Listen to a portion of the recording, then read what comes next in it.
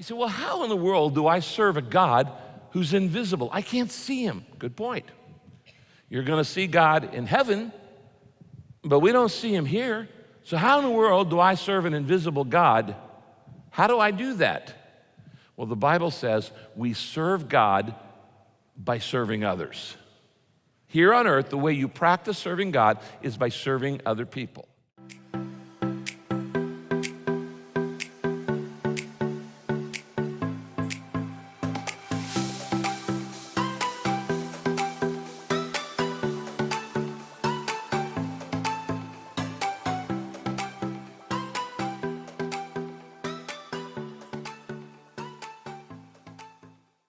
Mark Twain once said, the two most important days in your life are, number one, the day you're born, and number two, the day you figure out why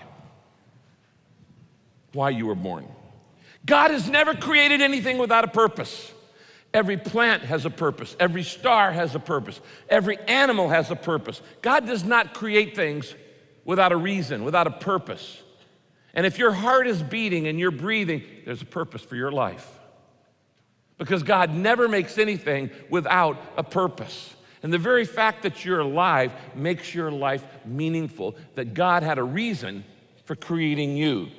And that's what we're going to look at this weekend, why God made you. Now, if you want to know the purpose of your life, you got to start with God. You can't find it on TV. You can't find it in the movies. You can't find it, reading a book. You can't find it. A lot of people say, well, the way you need to find your purpose is look within. Like, trust the force, Luke. Look within. That doesn't work. I tried that a lot of times. Look within. All I saw was a bunch of confusion. You can't tell you what your purpose is because you didn't make you. Does that make sense? Only your Creator can tell you what your purpose is. You can't tell yourself because you weren't alive when whoever thought you up. If I were to hold up